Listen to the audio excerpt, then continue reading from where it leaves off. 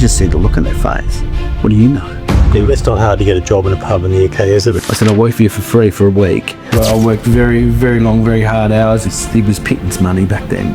Hospitality is in your blood. I didn't know how financially illiterate I was. How did you navigate Fitzys through the divorce? Because I'm assuming it would have been personally and mentally very challenging. We absolutely flew into COVID. We were on the top of our game. I live and die by numbers. In all areas of my life, I just try and surround myself with positive people. Start on social media. Know your numbers, build your systems. We don't have all the answers. I think it's important to be kind to yourself as well. Hello everyone, my name is Graham Strang and I hope my younger self is listening. We're on to episode 7 and this week I'm joined by a very familiar face in the Toowoomba business community, Brad Fitzgibbons. He's the man behind Fitzys, a 4th generation publican with hospitality in his blood and someone who's weathered big changes over the years. Brad, welcome to the Hard Way podcast. Thank you, mate. That sort of sums it up. I tried to. Do you want to get right into it? Let's go. Let's go. You've grown up around the hospitality world, but what shaped your leadership style and mindset early on? I was a young boy growing up with a hospitality family. Dad was in pubs early days and coffee shops a little bit later. And like any young boy, he looked up to his dad, and all he wanted to do was be like his dad, and that's sort of what happened, I suppose. Pretty short and simple, but I remember some of my best and earliest memories was Dad. We lived in Brisbane at the time, and but he had shops up in Toowoomba, and on school holidays, all I'd want to do was go to work with Dad. So we came up the hill, and he had carvery and a coffee shop in Clifford Gardens at the time, back in 1983 and onwards. And that was actually quite an iconic business too, Clifford Carvery. He was a very, very good business for a long time. But I used to come up and wash dishes and clear, be the busboy and all those sorts of things until I could see over the counter. That was the deal. So at what point did you get into Fitzys? Dad left his family business back in, I think probably about 1980, which was pubs. Down in Brisbane, they had Fitzys. There's Fitzys Logan Home and the Glen Hotel and a few different family pubs down there. He wanted to shape his own future and decided to leave. He was one of 9. Yep. And so I saw an opportunity in Toowoomba and couldn't really afford to get into pubs on his own, so had to forge his own way. So there was a shopping centre called Clifford Gardens that was opening up, and it was one of the largest regional shopping centres in its time, back in the early 80s, and got into a carvery and a coffee shop, and did that for a good 25 years, I'd say, but pubs were always calling. Yep. So the long story short, to get into Fitzys, we were in, I think 2001 is when we eventually came full circle. The shopping centres had been as shopping centres are, the rents were going up, and there was a call for freehold business and those sorts of things in our family. So we'd be looking for different opportunities outside of the shopping centres. Dad was did get back into pubs just before that with the family down at Fitzys at Waterford, and that was a joint venture between he and his brothers and whatnot. So he dipped a toe back in the water, and I remember I was overseas actually at the time. I was in the UK, and just doing what Aussies do and going backpack around and working in pubs and all those sort of things, and up to no good. Yeah, it's not hard to get a job in a pub in the UK, is it? Here in Aussie. Easy. It was so easy.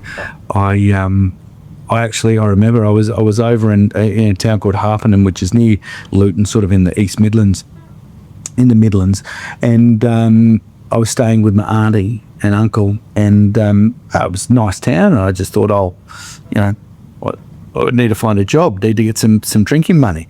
So walked down the street and popped my head into this one shop and just said, you're looking to put anyone on at the moment? And they said, no, we're not looking. I said, listen, I'll work for you for free for a week. I said, if you don't like me, that's fine. I said, we'll just move on from there.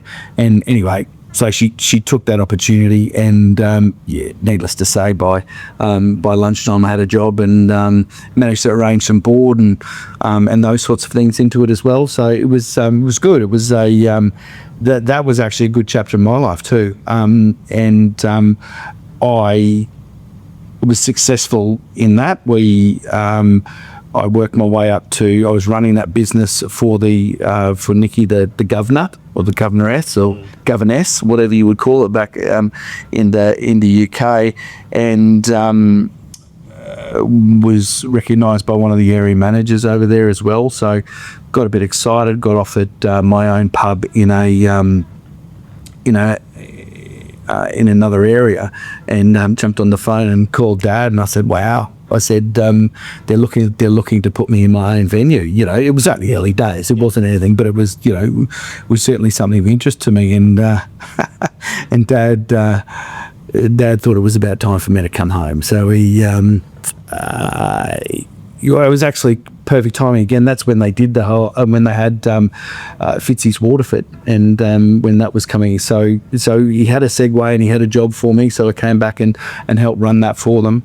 And that was working for family, and that was a challenge, I suppose. There's a lot of different moving pieces in that business. Fitzys Waterford down there, my grandfather was in it, my uncles, and I think they really thought that I had to do it the hard way. Pardon the pun, but the pun is fine. But it was, we worked very, very long, very hard hours. Enjoyed it, but it was, it was pittance money back then. The working for my father in the hotel we owned was very similar. Yeah. It both your wage plus food and bits and pieces, and that was about it. Yeah. But you worked like a dog. But geez, you learned a lot. Oh, you did. I had a very similar experience when I was in the UK. I worked for a pub called the Isaac Merritt, which is in South Devon, which was J.D. Witherspoon's hotel. And it was the same. They said to me, we'd like to push you up the chain a bit. I rang Dad, and Dad said, well, that's nice, but we've got a pub to run. Does that sound somewhat familiar? Yep. I got the hint, and home I came. Yeah. Even though we talk about pittance money, do you feel you learned the core of your values while you were doing that, while working in hospitality? I learned work ethic. I learned customer service. So yeah, all those intrinsic values that we have that are still 100%, within our core values and whatnot. That attention to detail, and definitely. It's an interesting one, just working for family versus managing for someone else. The lines between work and family are often blurred in the good and the bad. I know Dad and I had some famous blow-ups. There's a couple of brooms that are in Winton that are still broken, I think, from me having an argument with Dad in the beer garden. Yeah. Did you have any good tussles? Oh, look, we've had plenty of good tussles over the years. That particular one that I was referencing down at Fitzys, there was more dynamic in that than there was uncles and you had multiple generations. We had multiples, and I had Dad to worry about. Yeah, and that didn't really work for us. So back to Toowoomba we came. I've been very lucky with my dad.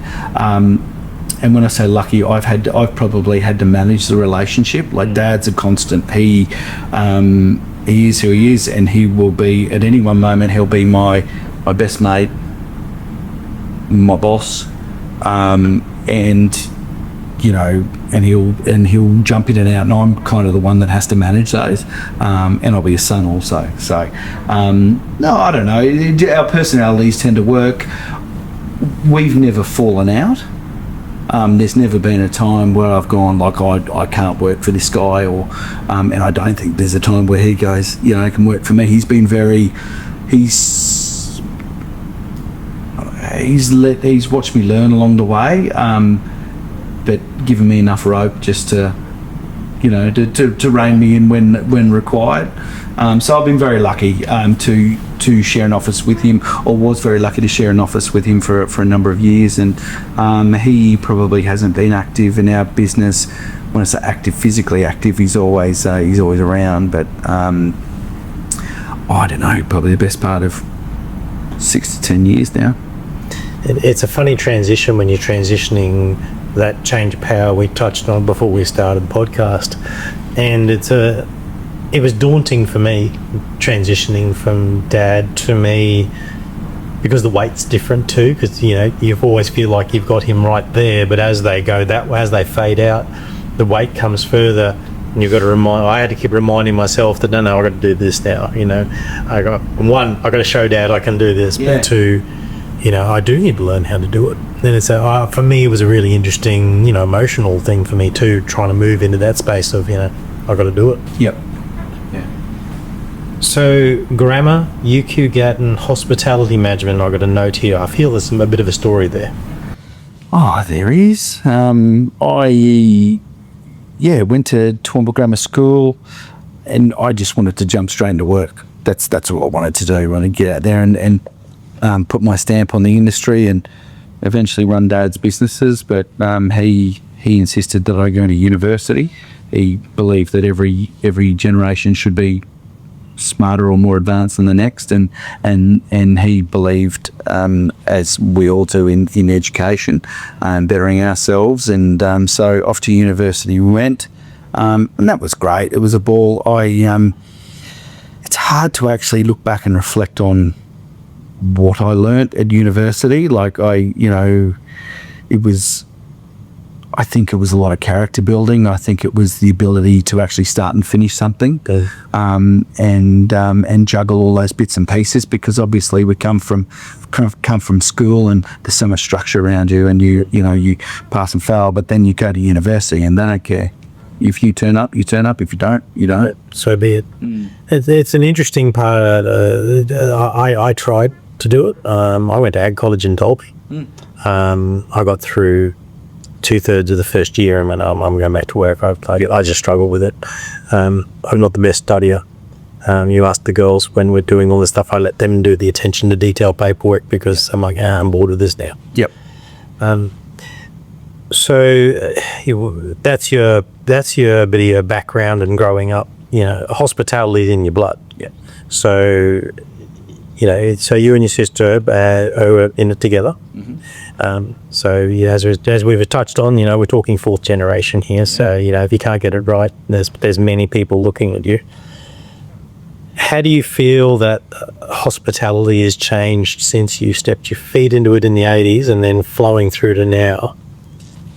I think the way that we used to operate was very, you could get away with being charismatic, and you could get away with just simply being hospitable. I think that was really something that people look towards. The business side of things was something that I probably overlooked, and so long as you ran a good enough business, I think that you could, you could make all the ends meet. I didn't know how financially illiterate I was, and how important it was to know all of those things. I got through the early years on just being good at what I did, and I probably left a lot behind because I wasn't as financially literate as I should have been. I was a lot the same. My father knew that though, but he let me go and do it. Does this sound familiar? He wanted me to fall over and stumble and look back and go, I could have done that so much better if I'd applied myself and learnt the information. Yeah. Was that similar for you? You talk about him giving you rope. Was that a lot of what he was doing with you? Absolutely, he was. He was certainly. There was a watchful eye there. He's no dill. He certainly kept an eye on me. But look, I find it in my even with my staff these days. A lot of them don't know that I've got 20 years in coffee shops, right? And so I'll see them making coffee and I'll just try and correct them, and you just see the look on their face. What do you know? Well, maybe a thing or two, but and then I'll pull in a barista and show them how to do it, and they'll go, "Oh yeah, did you see what that guy did?" I said, "Well, he kind of did this anyway." you know, I can vouch for your coffees. I've had them. you get the picture. And I think it was very much the same, you know, like dad had tell me how he thought that it should run from a percentage point of view, and I just thought I knew better. And it wasn't until such time as I got my own education and made some mistakes that, you know, I pulled in my own barista, but in the form of a business coach, and told me exactly what Dad had been telling me, but I just wouldn't listen. So it's quite Worst interesting. bit when they're right. Yeah. But not will we admit it to them, but Yeah, it is. It is. and I find myself sounding like him in the shop now too at times. You know, especially on the attention to attention to detail. I can't even say the word. Yeah. And the finish, and now realising then it's that consistency of delivery is what gets us there. Yep. So, next step for us is rough patches, challenges. You know, we've done COVID. You know, you've had some personal challenges along the way when you do it. What have been some of your toughest moments sitting in the chair at Fitzy's? Look, anything that's really given a sense of failure, I suppose, you know. Divorce was one of those things, whilst it wasn't, I was still sitting in the chair at Fitzy's, and it was certainly part of it, because, I mean, that's a big part of who I am. And that failure was, and is still really hard, but I suppose it's not lost because there's some learnings come out of it. You know, I think I'm a better person and a better father, and hopefully a better partner coming out of those sort of situations. And the hard part is going through those personal challenges is the business doesn't stop. Oh, no. And how did you navigate Fitzy's through the divorce? Because I'm assuming it would have been personally and mentally very challenging for you. Yeah, well, we were both in the business as well. I mean, the answer is just having a great team behind me, Yep. who managed to be able to get me through it. And yeah, it's just a really, really terrible time. And I think it's one of those things that you learn that, you know, if you want to run a successful business, you've got to be clear and you've got to be on point all the time. And, you know, unfortunately, just going through a divorce, you know, it's quite the opposite. I always talk about the big C, communication. Yeah. Even if you're communicating, I'm not at my best today. Yeah. That's a very hard thing to do from you know, being in charge, to look at your team and go, team, I'm sorry. Yeah. Moving from that, COVID. Nothing decimated anything more than hospitality from COVID. And we watched cafes and things really, either go out of business, close, try and pivot. Some are still trying to recover, and it was years ago. Yes. What was your journey through that? We absolutely flew into COVID. We were on the top of our game. Never seen it as good as then, and it just stopped. So we did some positive stuff throughout COVID. You know, we did some renovations and put solar on and all that sort of stuff. But we stopped, and that was the biggest thing. I didn't pivot to takeaway. I didn't really believe that our product was suitable for takeaway. We did some Fitzys at home, some cooking with recipe cards and that sort of stuff to keep our customers engaged. But we stopped, and that was probably the biggest lesson that I learned out of COVID is once that momentum stops, it's hard to get back. And it's so hard for yourself to recognise the pivot. Yeah. I had to do something similar here. You talk about the great team you had. Did you lose many of them through COVID, staff wise? Because obviously you had to stop, so you would have had to have made some financial decisions. Yeah. Look, we as I said, we were in a good position, so we made sure that we kept all the key people. JobKeeper obviously kicked in, and that was a big help. That really allowed us to keep our people engaged and whatnot. It was an opportunity to clear out some dead wood in our staff as well. So we we kept the nucleus going. So How were you're saying you didn't pivot going in? Obviously, at some point you would have had to have gone, okay, we got to find a way to get moving here. Yep. What did you do? well, when the government opened up and said you could have 10 people within your venue, so we opened back up, and we did, and it opened up with a bang. Every sitting was full and just kept growing and growing and growing. And it was just that we went on top of our costs. Our costs were going through the roof. It was an inflationary time of that we'd never seen before. And this was a part of my divorce was after COVID as well. So we're trying to ramp up into full business mode. I had these distractions going on in my life, and I just wasn't. I wasn't 100% on the page. So COVID was probably exacerbated by that for me. So did you have a wake-up moment where you realised you had to give yourself a yank to really work on that whole cost of business, got to go forward or we're going to be in trouble? Oh yeah, it's a pretty sobering moment when your bank manager calls you and wants to have a look at the numbers and then wants to have a bit of a chat about it. And yeah, we're going to be pretty terrifying. Yeah, absolutely. I mean, as a man, I'm not scared of much, but I tell you what, it's a pretty sobering and humbling moment. And one of my good closest friends once said to me, he said, Brad, any person who wants to be great at some stage has to be humbled. And that was it for me. I thought, shit, we could actually lose this. And no one wants to be that guy. No one wants to lose the family business. That was nothing worse could have potentially been in front of me. So I put the work boots on and got back in, and I didn't know where to start, and I actually found a business coach that helped me get back on track, and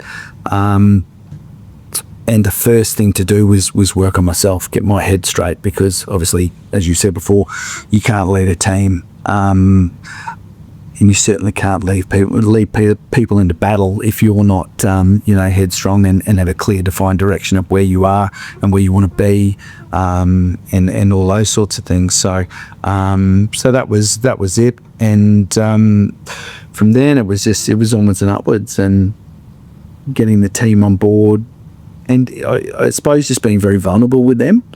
I was always very proud and didn't want to share numbers and was head in the sand. We've heard it before, but I was really keen to share it with my team and just say, hey guys, I need you guys. I need you to rally, and I need you to be back to back me, and they did. I was very lucky with my father has always been big on share the numbers in your team. If they don't know what's going on, how can you expect them to succeed? And I never truly understood it until I got close enough to it all and realised, okay, even because we share our daily takings in our team chat, so everyone can see what the embroidery room's done, what the print room's done, what dispatch has done. So also everyone can see what everyone's doing to keep working together to hit XYZ goal. So important. It's amazing, but you just wouldn't think that was important to people. No. And we now I live and die by numbers. Every day, every spreadsheets and every colour, everything, and that's the only truth. That's the truth that we live by, is our numbers. Your bank account and your P&L. Yep. If they're not running right, you're in trouble. Oh, correct. And there's weekly reports and daily reports, and it's just everything is. That's all right. I know I drive my wife mad with it, because I do a lunchtime check and I do an afternoon check. I'm going, how's the day travelling? Well, for us, it's orders placed, those sorts of things as well. So I know what's coming in the pipeline over there. And I'm sure my wife looks at me sometimes and goes, just put it down. I know, I know. But it's addictive too, It is us. It's who we are. Yeah, and look, I think it's part of what drives us forward too. Absolutely. That's good fun.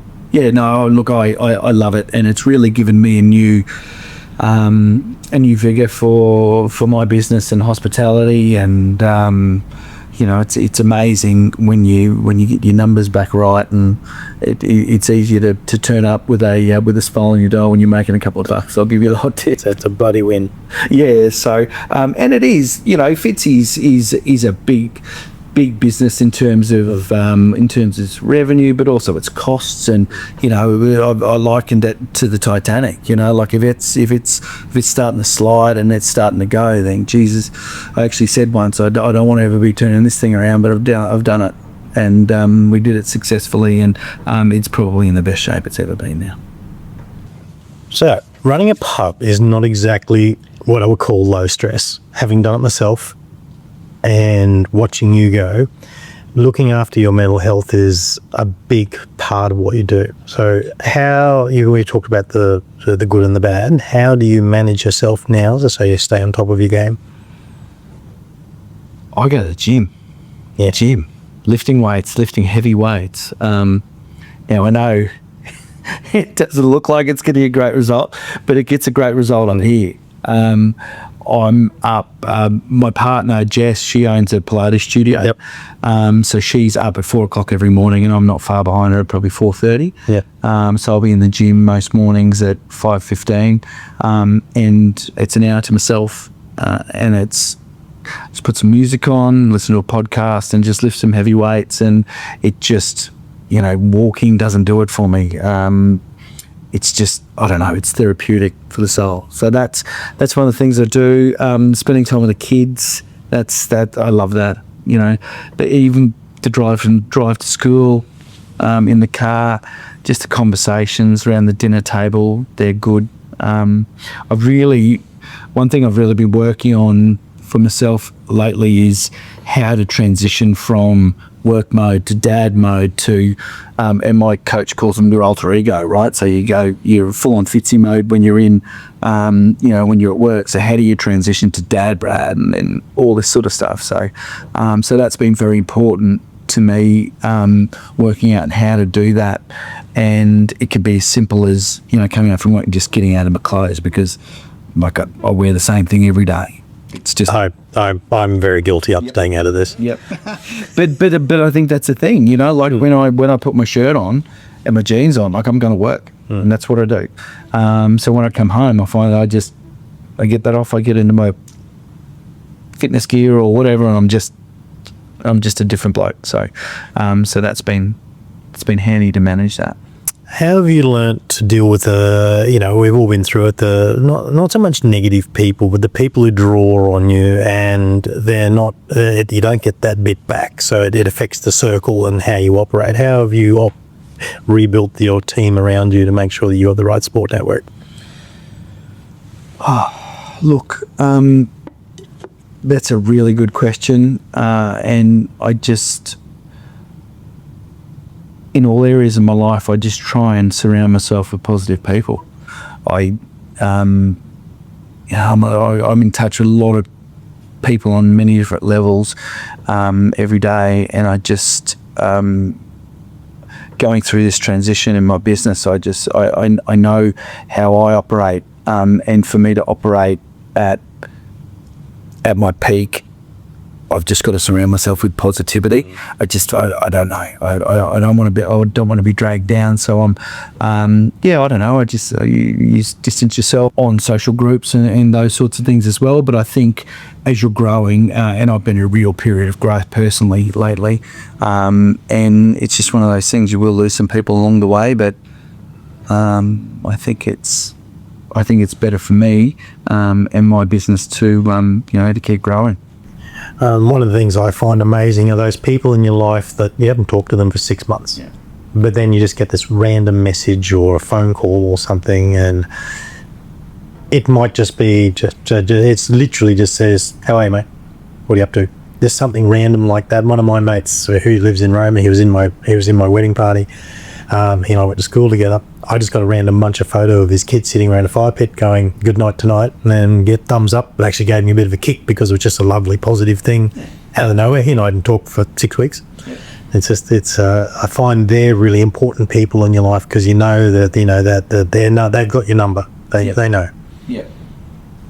And how do we engage with them more. That's my guilt at times. There are times I say, I've got to go and have lunch with him, and then we don't do it.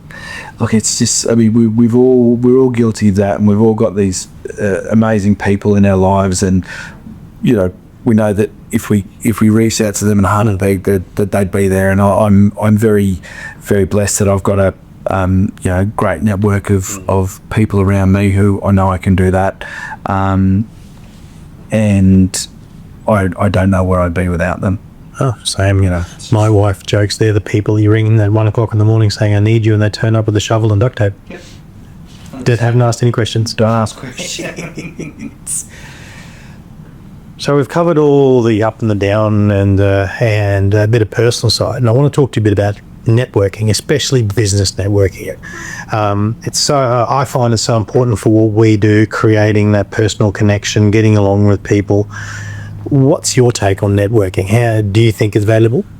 Oh, absolutely. I think that it is. Me and my mates have a bit of a laugh. It's really important to have a guy. You got to have a embroidery guy. You've got to have a wine guy. You've got to have a cob loaf guy.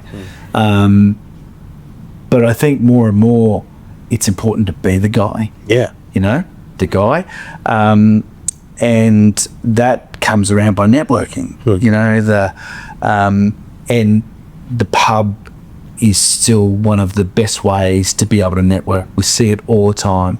Guys coming in for, it's just an icebreaker. You don't have to have a coffee. You don't have to have an alcoholic drink. You can have coffees. But there's food, and there's generally a lot of people there, and it's a little bit boisterous. You can find a quiet corner if you like, or hopefully at a busy pub like Fitzy's, you'll always find someone else who as well, so they can just break up some awkwardness in a conversation, or heaven forbid I could be there and come over and say good day and introduce, and and around we go. Just around a conversation goes. But business doesn't happen without networking.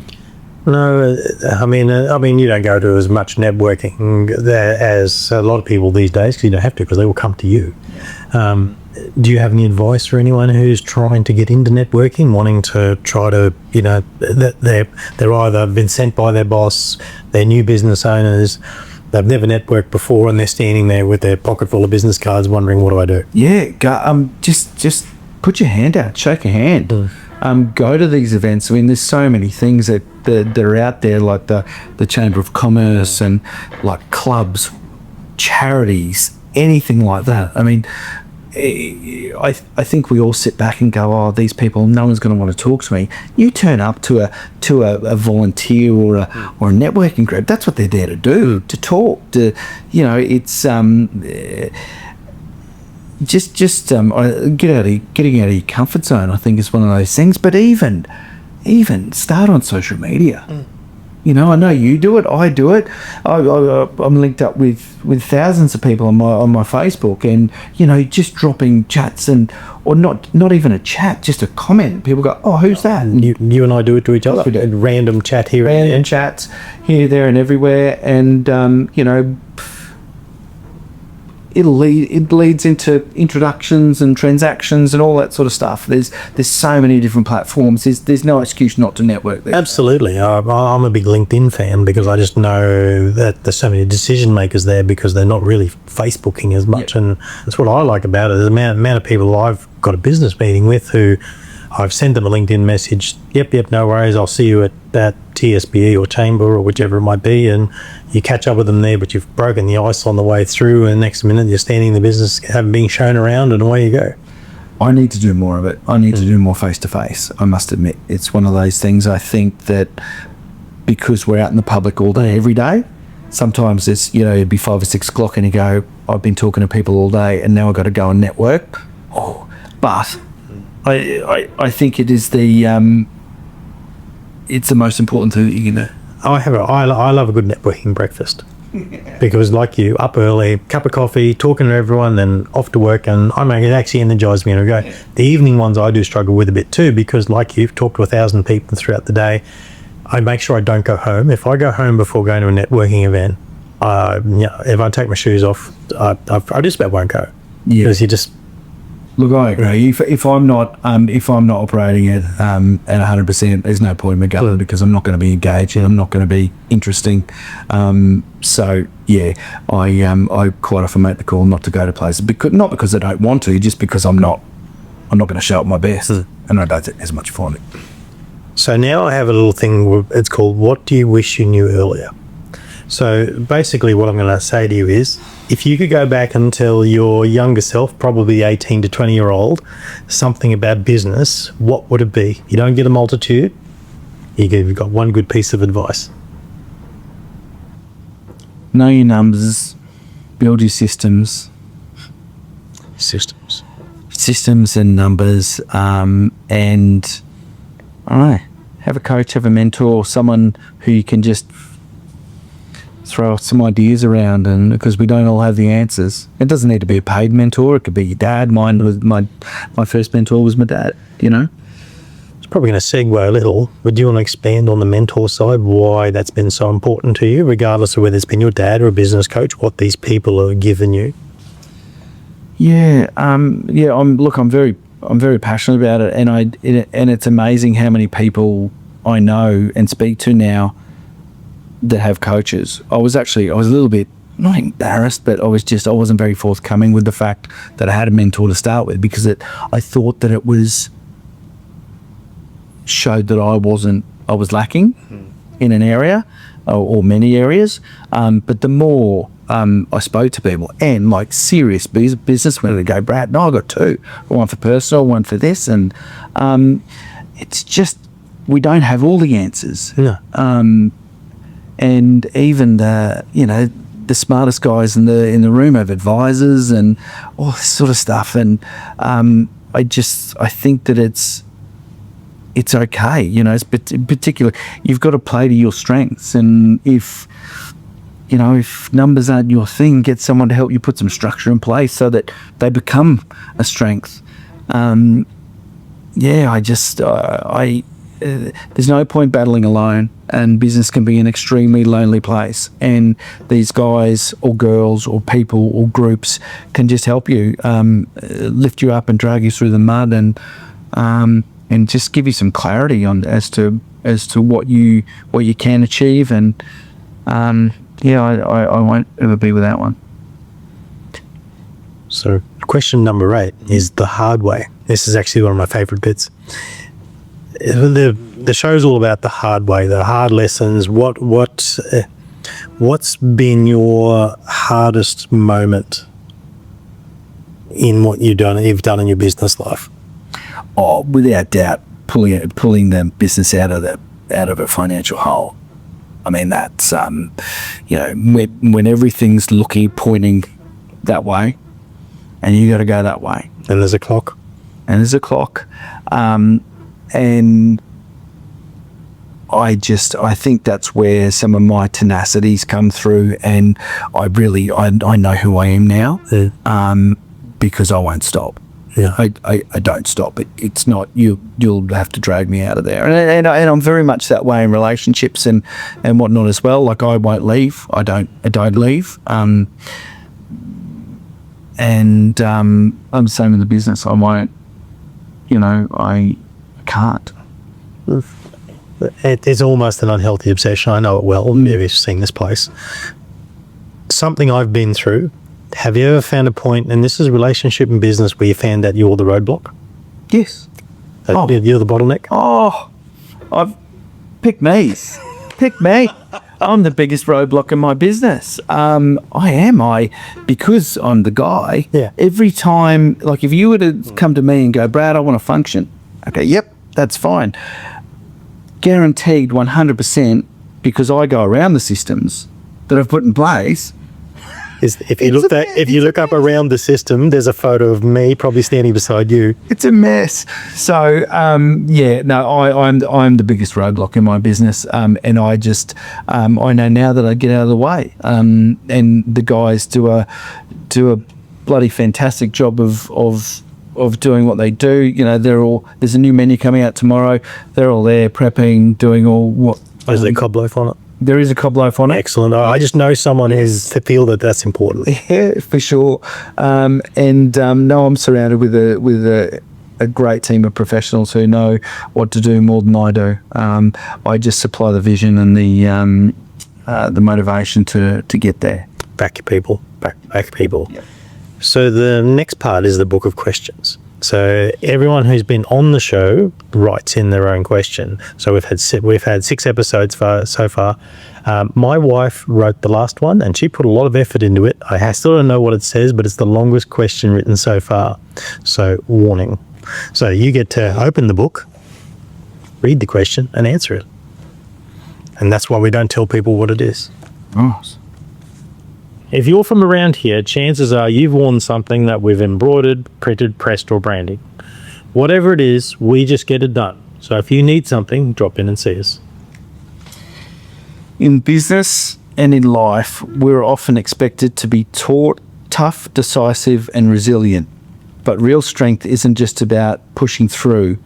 In your journey, how have you balanced being the boss, making the hard calls, and still allowing yourself space to feel, adapt, and grow?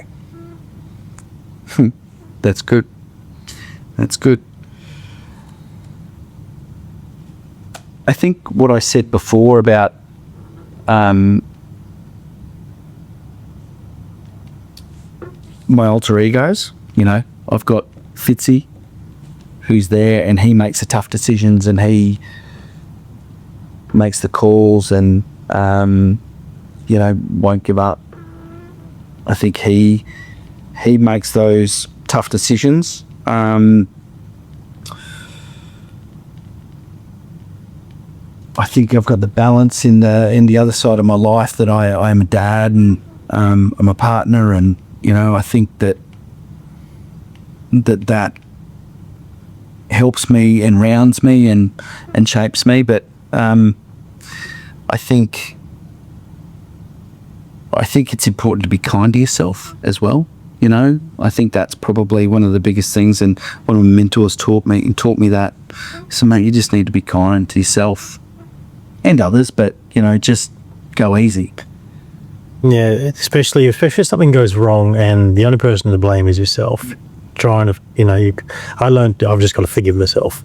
Yep. As angry as I am on times. Yep. And there's a lesson in everything. I think that's the thing. Success or failure, but I've failed more times than I can count, but I've learnt. And Dad did say to me, he said, mate, so long as your successes outweigh your failures, you'll be all right. So, Yep.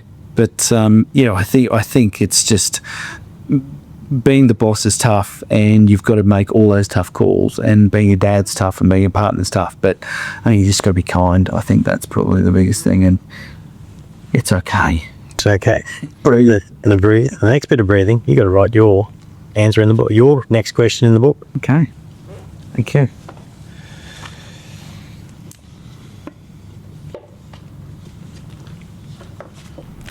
Here we go. That was easy. So, now we get to talk about Fitzys. Yeah. And the broader business. So, what's happening? What's up next?